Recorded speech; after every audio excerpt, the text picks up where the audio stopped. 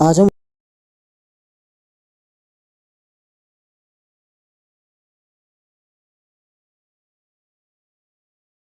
आज हम उत्तराखंड का भौगोलिक विभाजन यानी कि जो भूगोल के अंतर्गत विभाजन किया गया है, उत्तराखंड में कहाँ पर पहाड़ है, किस इलाके में प्लेन है, किस इलाके में नदियाँ, तराई भावर वाला क्षेत्र है या हिमालय खड़ा है, उसके बारे में डिस्कस करेंगे। ठीक, शानदार टॉपिक होने वाला है। पूरी पीडीएफ तैयार है, चीज़ों को अच्छे से कवर करेंगे, मैप के द्वारा भी समझते चलेंगे। ठीक है, तो सबसे पहले बात करते हैं धरातलीय विन्यास के आधार पर, यानी उत्तराखंड का भौगोलिक विभाजन कितने भागों में किया गया है? 8 भागों में। ठीक, भौगोलिक विभाजन कितने भागों में? 8 भागों में है। आप पहला पॉइंट तो यही ध्यान रखेंगे। वो 8 भाग कौन से हैं? हिमालय में ट्रांस हिमालय, वृद्ध हिमालय, लघु हिमालय, उसके नीचे दून, शिवालिक, भाबर, तराई और गंगा का मैदान। ये 8 के 8 पॉइंट है और इन 8 के 8 पॉइंट को आपको डिस्कस करना है। सबसे पहले जो आपको एक क्वेश्चन यहीं से ओवरव्यू से कवर करना है, वो क्वेश्चन है कि कौन सी जो आपकी थ्रस्ट होती है, फ्रंट लाइन होती है, उसको फॉल्ट लाइन बोलते हैं। फ्रंट लाइन नहीं, फॉल्ट लाइन। कौन सी फॉल्ट लाइन किस हिमालय को किससे अलग करती है? ये क्वेश्चन काफ़ी बार पूछा जा चुका है। यानी कि 2 रेखाओं को अलग करने वाली जो लाइन होगी वो फॉल्ट लाइन होगी। 2 रेखाओं, 2 हिमालय, 2 क्षेत्र को, वो कौन सी होती हैं? सबसे पहले ट्रांस हिमालय और वृद्ध हिमालय, जिसको उच्च हिमालय भी बोलते हैं। ट्रांस हिमालय और उच्च वृद्ध हिमालय को अलग करने वाली लाइन को बोला जाता है इंडो-सांगपो भ्रंश।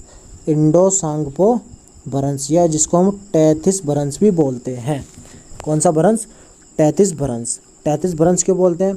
क्योंकि जो पहले वाला पहाड़ था, ये वाला हिस्सा था ट्रांस हिमालय का, और इधर ये सारा हिस्सा जो बना हिमालय का, वो टैथिस सागर के स्थान पर बना था, तो इसलिए इसको टैथिस भ्रंश बोलते हैं। ओवरव्यू से जो पूरा का पूरा उसको अलग करता है।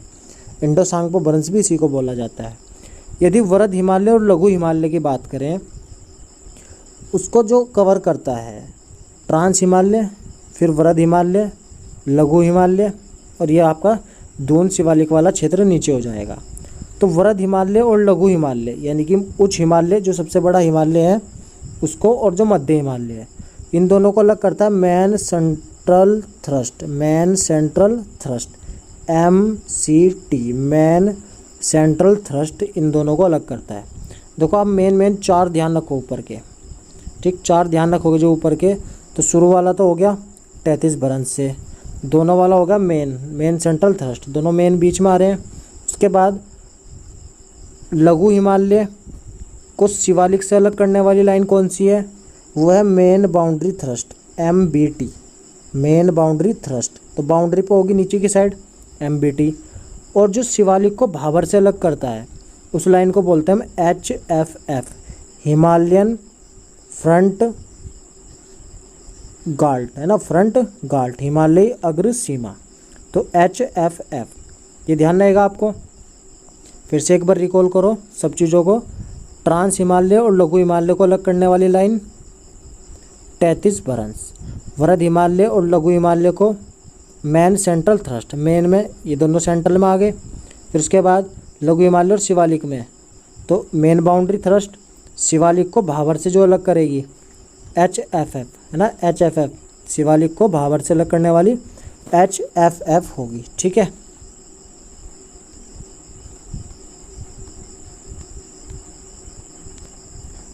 अब पहला वाला पॉइंट कवर करते हैं, ट्रांस हिमालय। 8 भौगोलिक विभाजन में से पहला कौन सा है? ट्रांस हिमालय। ट्रांस हिमालय की 4 श्रेणियां हैं जिनको हमने ट्रिक से कवर किया था। यदि आपने भारत के भूगोल में वीडियो नहीं देखी तो उसको देख ले, बहुत अच्छे से आपको कवर हो जाएगा। कलेजा पार, काकोरम, लद्दाख, जास्कर, पीर पंजाल, तो चारों की चारों श्रेणी कलेजा पार से ध्यान करा था हमने। काकोरम, लद्दाख, जास्कर, पीर पंजाल। तो ये जास्कर वाली जो श्रेणी है वो ट्रांस हिमालय के अंतर्गत उत्तराखंड में आती है, जिसमें से 3 जिलों से होकर जाती है जो ऊपर के टॉप होंगे, उत्तरकाशी, चमोली और पिथौरागढ़। आप मैप में भी देखते चलेंगे इसको, जैसे कि ये। तो ट्रांस हिमालय की जास्कर श्रेणी उत्तरकाशी, चमोली और पिथौरागढ़, इन 3 जिलों से होकर जाती है उत्तराखंड में। कौन से वाली? ट्रांस हिमालय की जो आपकी श्रेणी है जास्कर श्रेणी, ठीक है। जास्कर श्रेणी 3 राज्यों से उत्तरकाशी, चमोली और पिथौरागढ़ से होकर जाती है। उत्तराखंड के भारत के मैप में यदि आप देखें इसको, भारत के मैप में मैंने बताया सबसे ऊपर की साइड ट्रांस हिमालय, फिर महान हिमालय, फिर लघु या मध्य हिमालय और फिर ये शिवालिक श्रेणियाँ हैं। तो इसमें से जो 4 श्रेणियाँ हैं, इसकी ट्रांस की जो 4 श्रेणियाँ हैं, उन 4 में से जो ट्रांस एरिया में जो 4 श्रेणियाँ हैं, काकोरम, लद्दाख, जास्कर, पीर पंजाल। तो पीर पंजाल तो छोटी रह जाती है, लेकिन जो जास्कर वाली है वो उत्तराखंड में आती है, जिसको हम उत्तराखंड वाले हिस्से में कवर कर रहे हैं। तो कवर करने में कौन से 3 जिले आ रहे हैं? उत्तरकाशी, चमोली और पिथौरागढ़ आ रहे हैं, इस पर कवर करते हैं, ठीक। अब इस क्षेत्र का भाग कौन से वाले का? ट्रांस हिमालय का। कुछ भाग तो भारत में पड़ता है और कुछ भाग कहाँ? तिब्बत में फैला हुआ है। तो ये पॉइंट ध्यान रहेगा, कुछ भाग भारत में, तिब्बत में, क्योंकि तिब्बत चाइना तिब्बत वाला इलाका है। इस ट्रांस हिमालय की जो उत्तराखंड में हाइट मिलती है वो 2500 से 3000 मीटर, और चौड़ाई जो मिलती है ब्रेथ वो 20,000 से 30,000 मीटर, यानी कि 20 से 30 किलोमीटर। ये मीटर में, किलोमीटर में 20 से 30 किलोमीटर इसकी चौड़ाई मिलती है देखने को। हाइट ज़्यादा नहीं है इसकी ट्रांस हिमालय में जास्कर श्रेणी की। कितनी है? 2500 से 3000 मीटर है। 1962 से पूर्व, इसके बारे में जो हिस्ट्रिकल चीज़ें हैं, 1962 से पूर्व राज्य की जो सोका जनजाति है, जोहारी है, जाड़ है, ये जनजातियां हैं, इस क्षेत्र में पाए जाने वाले दर्रे से तिब्बत के होर्नियों के साथ व्यापार करती थी। तो होर्न किन्हें बोला जा गया है? तिब्बत वाले इलाके में जो रहते थे उनके साथ व्यापार करती थी 1962 से पहले जो राज्य की जनजातियाँ थी, जैसे सोका होगी, जोहारी होगी, जाड़ होगी। अभी हम जनजातियाँ नहीं पढ़ रहे, केवल आपको ध्यान करना है कि कुछ उत्तराखंड की जनजातियाँ भी हैं जो तिब्बतों के साथ व्यापार भी कर रही होंगी। कब? 1962 से पूर्व, ठीक है। अब दर्रे की बात आई है, दर्रों के लिए मैंने प्लेलिस्ट जो है आपके लिए बना रखी है, आप भूगोल में उसको कवर करेंगे। प्लेलिस्ट में यानी कि उत्तराखंड के अधिकांश दर्रे किस क्षेत्र में आते हैं? ट्रांस हिमालय के अंतर्गत जो जास्कर श्रेणी है उत्तराखंड में, उसमें आते हैं, जिसमें से आपके ऊपर के 3 जिले कौन से? उत्तरकाशी, चमोली और पिथौरागढ़ हैं। तो अधिकांश दर्रे आते हैं। तो अब दर्रों से रिलेटेड जो ट्रिक है वो प्लेलिस्ट में आप देखेंगे, यहाँ सारे दर्रे नहीं पढ़ेंगे। जैसे एग्जाम्पल के तौर पर आप समझ सकते हैं, ट्रेल पास दर्रा बागेश्वर और पिथौरागढ़ जनपद के मध्य है। इसको मैंने आपसे ट्रिक से याद कराया था।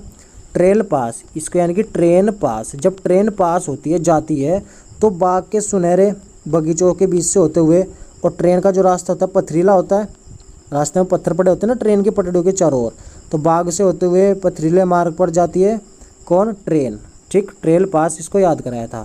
ऐसे सुंदर डूंगा, तो सुंदर बगीचे होते हैं और चमेली के फूल खिलते हैं, तो सुंदर डूंगा बागेश्वर चमेली जनपद के मध्य है। वीडियो लेक्चर थोड़ा बड़ा हो सकता है, लेकिन टॉपिक बहुत चीज़ें आपको कवर हो जाएंगी, इम्पोर्टेंट है। महान हिमालय पहले तो पढ़ लिया ट्रांस में जास्कर श्रेणी। अब महान हिमालय, महान है सबसे ऊंचा है तो उच्च हिमालय, सर्वोच्च चोटी पाई जाती है तो सर्वोच्च हिमालय, और सर्वोच्च है तो इसलिए मुख्य भी है, और वृहद हिमालय, सब इसी के नाम है, ठीक है। महान हिमालय के ही सारे नाम है, वृहद हिमालय, उच्च हिमालय, सर्वोच्च हिमालय, मुख्य हिमालय, ठीक। विशाल हिमनद पाए जाते हैं तो हिमाद्री हिमालय भी इसी को बोला जाता है, क्योंकि जब ऊंचाई ज़्यादा होगी तो हिम बर्फ़ भी ज़्यादा पड़ेगी, तो हिमाद्री भी इसी हिमालय को बोला गया है। फूलों की घाटी किस हिमालय के अंतर्गत आती है? तो आपकी वो सर्वोच्च हिमालय बोलो या उच्च हिमालय बोलो, वृहद बोलो या महान हिमालय बोलो, सब इसी के अंतर्गत आती है। अब हिम ज़्यादा पाए जाते हैं, हिमाद्री हिमालय भी है, तो हिमानी जलवायु भी पाई जाती है, जो लगभग 4200 मीटर से अधिक ऊंचाई पर पाई जाती है। क्यों? कारण क्या है? इसकी हाइट भी कितनी है? 4500 से 7817, क्योंकि इसकी सर्वोच्च चोटी उत्तराखंड के अंतर्गत नंदा देवी पड़ती है, पश्चिमी नंदा देवी, 7817 जिसकी हाइट है, तो इसलिए आप इसमें सर्वोच्च हिमालय भी इसको बोलते हैं। यानी कि आप कह सकते हो इसकी हाइट लगभग 8000 मीटर के लगभग है। जो इसकी चौड़ाई है 15,000 मीटर से 30,000 मीटर के बीच, 15,000 से 30,000 मीटर के बीच है। यानी कि आप 15 किलोमीटर से लेकर इसको 30 किलोमीटर बोल सकते हैं, ठीक है। इतनी इसकी चौड़ाई है। यह ट्रांस हिमालय के दक्षिण में तथा लघु हिमालय के उत्तर में है, और MCT मेन सेंट्रल थ्रस्ट द्वारा अलग होता है। समझो इसको, देखो ये आपका मेन हिमालय, इसके ऊपर ट्रांस हिमालय और नीचे लघु हिमालय। यदि आप दिशाओं का डायरेक्शन देखें, पूर्व, पश्चिम, उत्तर, दक्षिण। तो ट्रांस हिमालय उत्तर में पड़ रहा है, तो आप कहोगे महान हिमालय के उत्तर में ट्रांस हिमालय है। तो ट्रांस हिमालय के किधर है? दक्षिण में, नीचे की साइड। और लघु हिमालय इसके दक्षिण में है, लेकिन लघु हिमालय के ट्रांस हिमालय किधर है? उत्तर में है। और ये दोनों किस फोल्ड के द्वारा, किस लाइन द्वारा अलग होते हैं? मेन सेंट्रल थ्रस्ट के द्वारा। ठीक, मेन सेंट्रल थ्रस्ट के द्वारा ये अलग होते हैं। ठीक, राज्य के कुल कितने जिले में फैली हुई है ये वाले महान हिमालय जो फैला हुआ है? वो 6 जिलों में फैला हुआ है, जिसका पूर्व से पश्चिम की ओर फैलाव कैसे है आप उसको समझ सकते हैं। पूर्व से पश्चिम 6 जिलों में है। आप इधर से समझेंगे इसको, पौड़ी, बागेश्वर, चमोली, रुद्रप्रयाग, टिहरी और उत्तरकाशी। ठीक है, आप उत्तराखंड के मैप में देख सकते हैं 6 जिले कौन कौन से हैं। पौड़ी बोला था, सॉरी, पिथौरागढ़ है वो, है ना। पिथौरागढ़, बागेश्वर, चमोली, रुद्रप्रयाग, टिहरी और उत्तरकाशी। तो ये वाली सीरीज आती है इसके अंतर्गत। ठीक है, और ये ट्रांस हिमालय में 3 थे, लेकिन इसमें 6 हो गए हैं। पिथौरागढ़ ऐड हो गया है, बागेश्वर ऐड हो गया, चमोली तो था ही, ठीक, रुद्रप्रयाग ऐड हो गया, टिहरी गढ़वाल ऐड हो गया। तो 3 ऐड हुए ना, टिहरी और रुद्रप्रयाग, ये वाला हिस्सा, एक ये वाला हिस्सा और एक बागेश्वर का हिस्सा, और 3 उत्तरकाशी, चमोली, पिथौरागढ़ तो पहले से ही थे। तो 3 और 3 6, तो 6 जिलों से होकर जाता है कौन सा? आपका महान हिमालय, जो उत्तराखंड के 6 जिले हैं उनसे जो है ये होकर जाती है। ठीक है, इस क्षेत्र में प्रमुख चोटियाँ, यानी कि क्षेत्र में ही उत्तराखंड में सबसे ज़्यादा चोटियाँ पाई जाती हैं, जिनमें से आप इम्पोर्टेंट देख सकते हैं नंदा देवी पश्चिम, जिसकी हाइट मीटर में कितनी है? 7817। चमोली सर्वोच्च शिखर है उत्तराखंड का, नंदा देवी। इसके लिए मैं आपको ये सारी चीज़ें नहीं याद कराऊंगा, आप केवल इनको रीड कर ले। इनके लिए मैं प्रमुख चोटियों को याद कराने की अलग से ट्रिक लगाई है। ट्रिक कैसे? जैसे माणा को याद करना है, तो माणा का मतलब मेरा, माणा का मतलब मेरा 7272 कहते हैं ना कि लाइक सब्सक्राइब करो, तो 72। तो माणा कैसे याद करोगे? 7272, 7272 ना याद करो, 7272, मेरा 72।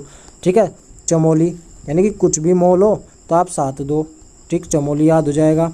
त्रिशूल, त्रिशूल वाला आप एक और याद करा देता हूँ जैसे ट्रिक में, त्रिशूल। तो आप जब त्रिशूल को छोड़ते हो, त्रिशूल जब किसी चीज़ पे गिरेगा तो क्या कर देगा? उसके पीस कर देगा। क्या कर देगा? पीस कर देगा। यानी कि जैसे किसी के साथ लगेगा तो उसके क्या कर देगा? पीस कर देगा। तो आप इसको कैसे रखोगे?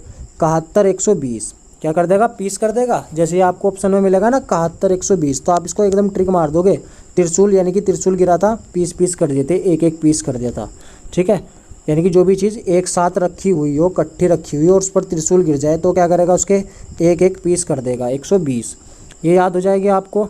बाकी मैं आपको नेक्स्ट लेक्चर में इसको अलग से कवर कराऊंगा। ठीक, यहाँ के लोग, यहाँ के जो मूल निवासी थे भोटिया लोग, इस क्षेत्र में गेहूँ, मक्का आदि की खेती करते हैं। किस वाले क्षेत्र में?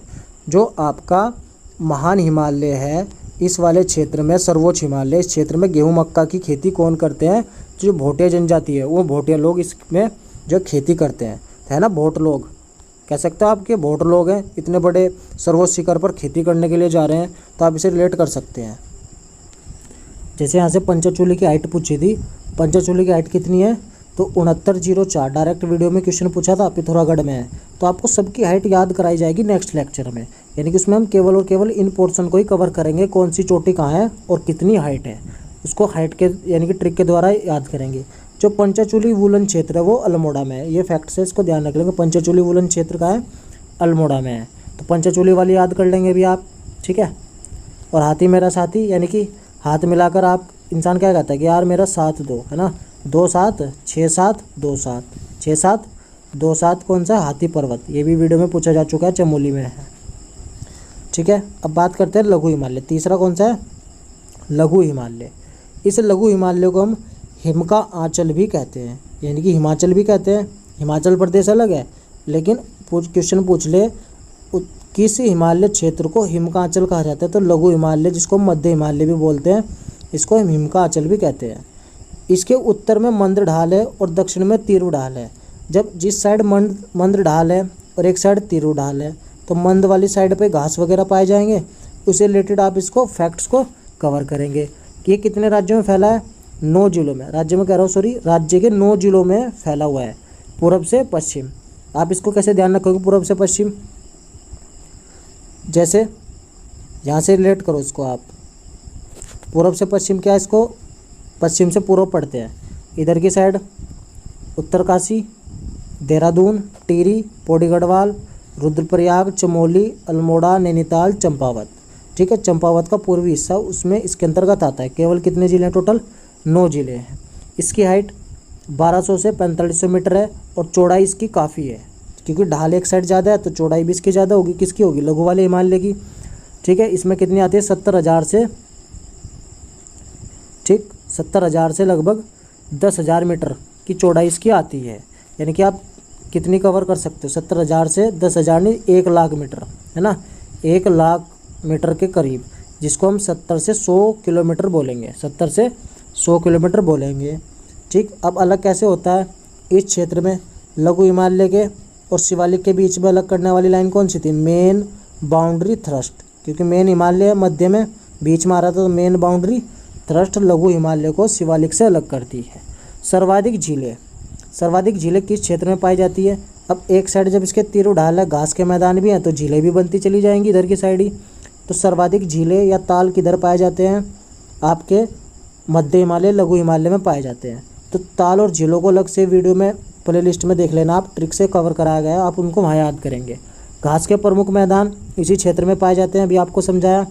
घास के मैदानों को पशु चारकों का स्वर्ग कहा जाता है। जो पशु चारक होते हैं ना, पशुओं को चराने के लिए लेके जाते हैं, घास के मैदानों में ले जाएंगे, तो पशु चारकों का स्वर्ग कहा जाता है। क्यों? क्योंकि जब घास मिल रहा है उनके पशुओं के लिए, ठीक, इसलिए उनके लिए स्वर्ग यही है, जिनको हम भुगियाल या प्यार भी कहते हैं। इसकी भी प्लेलिस्ट वीडियो में बना दी है, वीडियो बना दिया प्लेलिस्ट में, आप देख लेंगे, इसको अच्छे से कवर करेंगे। फिर निर्माण कैसे हुआ है? तो आपसे निर्माण पूछ ले कि लघु हिमालय या मध्य हिमालय का निर्माण कैसे हुआ है। जो वलित और कायंत्रित चट्टानें होती हैं, कायंत्रित चट्टानें होते हैं रूपांतरित चट्टानें, जैसे कुछ समय बाद कोई सी चट्टान दूसरी चट्टान में परिवर्तित हो जाए, उसको कायंत्रित चट्टानें, और जो घिस गई हो वलित चट्टानें। इस टाइप की चट्टानों से निर्माण जिनका हुआ है, वो कौन सा हिमालय का क्षेत्र है? वो है आपका लघु हिमालय। कौन सा है? लघु हिमालय। वनस्पति कैसी पाई जाती है यहाँ? तो मैदान है, एक साइड ढाल है, तो वनस्पति कैसी पाई जाएगी? शीतोष्ण कटिबंधीय सदाबहार वन पाए जाते हैं। कौन से? शीत उष्ण, है ना, शीत प्लस उष्ण, तो शीतोष्ण कटिबंधीय, एवरग्रीन टेम्परेट जोन बोलते हैं जिसको, जिसमें कोणधानी वन इम्पोर्टेंट है, और उस इम्पोर्टेंट में चीड़ आता है। तो चीड़ हिमालय के क्षेत्र में पाया जाता है, लघु हिमालय में। किस प्रकार का वन है? कोणधारी वन है, और शीतोष्ण कटिबंधीय सदाबहार वन भी इसको बोलते हैं। तो इस टाइप की वनस्पति यहाँ पाई जाती है। इस क्षेत्र में खनिज पाया जाता है। खनिज में जैसे तांबा, तांबा मिलता है कहाँ पर?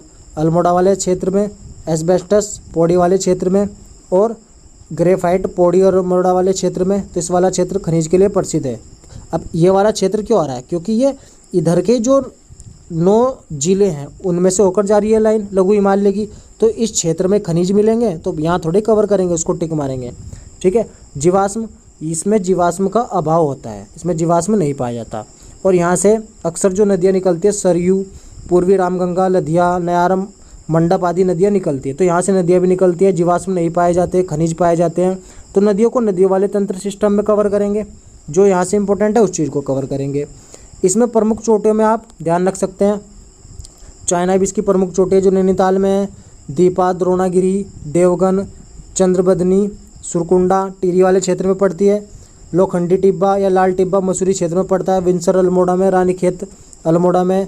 ये चीज़ें आप यहाँ से कवर करेंगे। अब इम्पोर्टेंट आपको जो कवर करना है यहाँ दूधा तोली, जो याद करना है, जिसको उत्तराखंड का पामीर बोला जाता है, यानी उत्तराखंड का पामीर या पामीर का पठार। तो उत्तराखंड का पामीर कौन है? दूधा तोली। दूधा तोली को क्यों बोला जाता है? का जंक्शन पॉइंट है, पौड़ी का, चमोली का और अल्मोड़ा का जंक्शन पॉइंट क्या है? दूधा तोली, जिसको उत्तराखंड का पामीर बोला जाता है। ये चारा के लिए प्रसिद्ध है। अब दूधा तोली ज़्यादातर इसी हिमालय में तो पड़ेगा, क्यों? क्योंकि एक साइड इसका ढाल कम है, जिधर झीलें भी पाई जा रही है, भुगियाल भी पाए जा रहे हैं, चरा के लिए फ़ायदेमंद है दूधा तोली। यहाँ से 5 नदियों का उद्गम होता है, जो आपको ध्यान रखनी है। 2 तो ये याद हो जाएंगी नयार वाली, एक पूर्वी नयार और एक पश्चिमी नयार, 2 कवर। एक पश्चिमी रामगंगा और एक आटागाड़ और वूनो, है ना, आटागाड़ वूनो, आटागाड़ और वूनो, 5 याद हो जाएंगी। 2 तो पूर्वी और पश्चिमी नयार, तीसरी पश्चिमी रामगंगा, चौथी आटागाड़ और 5वीं वूनो। दूधा तोली में एक फेमस जगह है जिसको कोदिया बगड़ भी बोलते हैं ना, कोदिया बगड़। ये क्यों प्रसिद्ध है? क्योंकि यहाँ पर वीर चंद्र सिंह गढ़वाली की समाधि स्थल है। तो डायरेक्ट क्वेश्चन पूछा जा सकता है आपसे, वीर चंद्र सिंह गढ़वाली की समाधि कहाँ है? तो कोदियाबाड़ दूधातोली में ही स्थित है, जहाँ पर 12 जून को मेला लगता है। तो आप ये फैक्ट्स भी ध्यान रखेंगे। यहीं पर 1960 में नेहरू जी से ग्रीष्मकालीन राजधानी बनाने की मांग गढ़वाली जी ने की थी। यानी कि वीर चंद्र सिंह गढ़वाली ने कहा था कि 1960 में नेहरू जी से कि आप इस दूधातोली को ग्रीष्मकालीन राजधानी बना दें, ठीक है। लेकिन ब्रिटिश काल में दूधातोली किस परगने में था? ये क्वेश्चन ही पूछा जा चुका है। तो किस परगने में था? चांदपुर परगने में था। हिस्ट्री की क्लास हमारी अलग से चल रही है, ये हम वहाँ कवर करेंगे। तो ब्रिटिश काल में दूधातोली किस परगने के अंतर्गत आता था? चांदपुर परगने के अंतर्गत आता था। वर्तमान में जो गैरसैंण है वो चमोली में है। वो चमोली जो गैरसैंण है चमोली क्षेत्र में, वो किस क्षेत्र के अंतर्गत है? दूधातोली के अंतर्गत ही है, ठीक है। जो गैरसैंण जिसको ग्रीष्मकालीन राजधानी बनाया गया है। इस क्षेत्र की घाटियों में मक्का, धान, ज्वार की खेती की जाती है। तो किस क्षेत्र की घाटियों में मक्का, धान, ज्वार की खेती की जाती है? जो आपका लघु या मध्य हिमालय है उसकी जो घाटियाँ हैं उस क्षेत्र में मक्का, धान, ज्वार, गेहूँ किया जाएगा। क्यों? एक साइड ज़्यादा ढाल है तो एक साइड कम ढाल है, तो वहाँ पर आसानी से खेती करना सही हो रहा है, ठीक है। नेक्स्ट चौथे नंबर पर हमारा जो भौगोलिक विभाजन के अंतर्गत आता है वो है शिवालिक। शिवालिक का प्राचीन नाम मैनाक है ना, मैनाक। शिवालिक का प्राचीन नाम मैनाक है। इसको बाह्य हिमालय भी बोला जाता है, हिमालय की पदस्थली भी बोला जाता है, या हिमालय का पाद किसे बोला जाता है? शिवालिक को। या नवीन हिमालय किसे बोला जाता है? शिवालिक को, जहाँ पर जीवाश्म मिलते हैं। तो इसके अंतर्गत जीवाश्म मिलते हैं, जबकि लघु हिमालय में जीवाश्म नहीं मिलते। तो नवीन चीज़ें हैं तो जीवाश्म मिलेंगे कहाँ पर? शिवालिक वाले क्षेत्र में। तो हिमालय की पदस्थली, बाह्य हिमालय, प्राचीन नाम मैनाक, किसके बारे में? शिवालिक के बारे में। हाइट ज़्यादा नहीं है, 700 से 1200 मीटर है, और चौड़ाई भी 10 से 20 मीटर है, ज़्यादा नहीं होती है। यहाँ की जलवायु अपेक्षाकृत गर्म व आर्द्र है, जिसको हम गर्म शीतोष्ण बोलते हैं। कैसे बोलते हैं? गर्म शीतोष्ण, गर्म व आर्द्र है। सर्वाधिक पर्यटन स्थल किस क्षेत्र में मिलते हैं? तो शिवालिक वाले क्षेत्र में, ठीक है। झीलें कहाँ मिलती हैं? तो लघु या मध्य हिमालय में मिलती है। वनस्पति व जंगल सबसे अधिक कहाँ मिलते हैं? शिवालिक वाले क्षेत्र में मिलते हैं, जिसमें बुरांश, साल, बांस, आवल, सागौन, आंवला, सागौन और सैमल, शीशम के पेड़ हैं।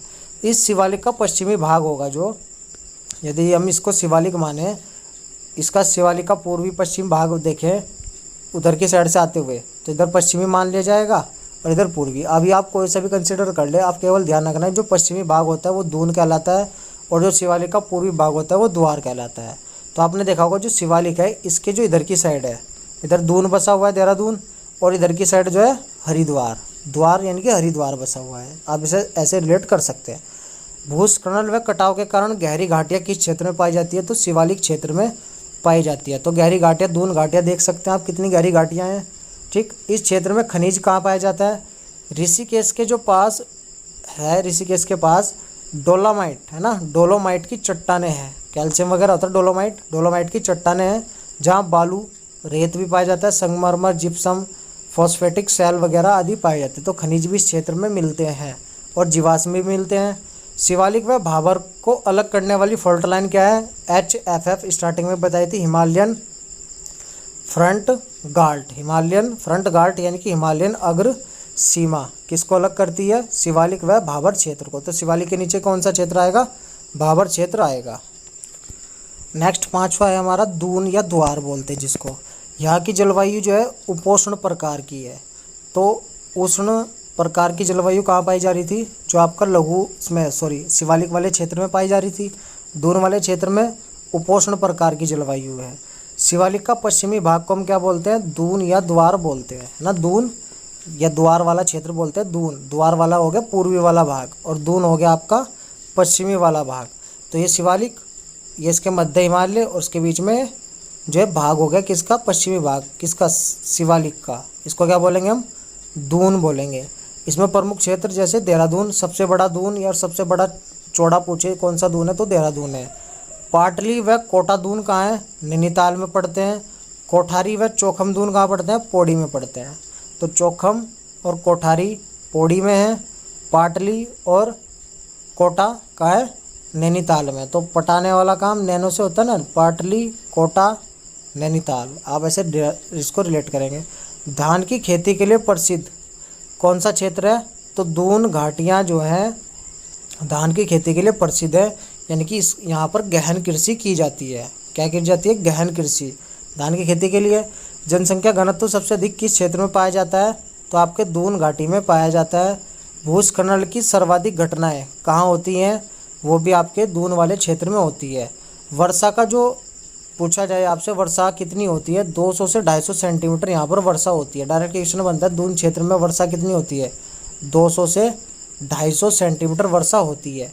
एक घाटी है यहाँ पर फेमस, सिराई घाटी। ये सिराई घाटी क्यों इम्पोर्टेंट है? लाल चावल के लिए प्रसिद्ध है। सर्वाधिक धान की खेती भी की जाती है, गहन कृषि की जाती है, लेकिन लाल चावल के लिए प्रसिद्ध घाटी यदि आपसे पूछे तो सिराई घाटी है। कौन सी घाटी है? सिराई घाटी। छठे नंबर पे है भाबर क्षेत्र। भाबर क्षेत्र कौन सा होगा? तो दून घाटी के बाद जब भाबर वाला इलाका आएगा, उस भाबर वाले इलाके में शिवालिक के दक्षिण में है। ये भाबर क्षेत्र कहाँ है? शिवालिक के दक्षिण में है और 10 से 12 किलोमीटर चौड़ी पट्टी होती है। तो आप थोड़ा सा देखें, मध्य हिमालय, बीच में शिवालिक, शिवालिक का जो आपका पश्चिमी वाला इलाका है वो दून और पूर्वी वाला इलाका द्वार। उस द्वार के नीचे जब क्षेत्र नीचे और नीचे आएंगे, नीचे के क्षेत्र में, तब भाबर वाला क्षेत्र आता है। ये क्षेत्र उबड़ खाबड़ वाला, पत्थर मिट्टी कंकड़ युक्त होता है। ऐसी भूमि होती है जो कृषि के लिए अनुपयुक्त होती है। वो वाला क्षेत्र क्या कहलाता है? भाबर, जहाँ पर पत्थर वगैरह ज़्यादा होते हैं। इसका निर्माण जो बताया गया है वो वेगवती नदी के द्वारा किया गया था। किसके द्वारा? वेगवती नदी के द्वारा किया गया था। तो आप ध्यान रखेंगे, भाबर का क्षेत्र का निर्माण किस नदी द्वारा हुआ? वेगवती नदी के द्वारा हुआ था, क्योंकि इसका वेग ज़्यादा था। ऐसे समझ लो, वेग ज़्यादा था, इसलिए पत्थर वगैरह कंकड़ सब लेकर आ गई थी, और जिससे वहाँ की कृषि क्या हो जाएगी? अनुपयुक्त हो जाएगी, यानी कि वहाँ की भूमि कृषि के लिए अनुपयुक्त हो जाएगी। तराई वाला क्षेत्र। तराई वाले क्षेत्र की जलवायु कैसी है? उपोष्ण प्रकार की है यहाँ की जलवायु भी। इस तराई वाले क्षेत्र में पाताल तोड़ कुएं मिलते हैं। ये क्वेश्चन काफ़ी बार पूछा जा चुका है। उत्तराखंड के किस क्षेत्र में पाताल तोड़ कुएं पाए जाते हैं? तो किस में पाए जाते हैं? वो तराई क्षेत्र में। हरिद्वार में गंगा मैदान के उत्तर वाला क्षेत्र जो है उसको तराई क्षेत्र बोला गया है। जो गंगा का मैदान है, यहाँ की भूमि थोड़ी दलदली होती है क्योंकि अधिक वर्षा के कारण होता है। इसका निर्माण कैसे हुआ? महीन कणों वाले अवसादों से हुआ। पत्थर कंकड़ से भाबर का निर्माण हुआ, और महीन कणों, बारीक कणों से जो अवसाद आए थे, गाद या मिट्टी वगैरह जो बहकर आई थी, उन बारीक कणों से किसका निर्माण हुआ? तराई क्षेत्र का। इस क्षेत्र में ज़्यादातर हरिद्वार का क्षेत्र, पौड़ी, नैनीताल, उधम सिंह नगर वाला क्षेत्र आता है, जो मैदानी वाले इलाके हैं। इसकी उत्पादकता गंगा के मैदान से कम नहीं है, यानी कि गंगा के मैदान के तरह से ही इसकी उत्पादकता है तराई वाले क्षेत्र की। और गंगा के मैदान की यदि बात करें, ये अत्यंत उपजाऊ मैदान है, जो उत्तराखंड में हरिद्वार वाला क्षेत्र हो गया, लक्सर वाला क्षेत्र हो गया, प्लेन इलाका है, उसको गंगा का मैदान बोलते हैं, जहाँ से गंगा बाहर एंटर हो जाती है उत्तराखंड से। अत्यंत उपजाऊ मैदान है। यहाँ पर कांप या कछारी मिट्टी, इसका दूसरा नाम कछारी मिट्टी भी है, कांप मिट्टी पाई जाती है, और कीचड़ बालू से निर्माण होती है। किसे?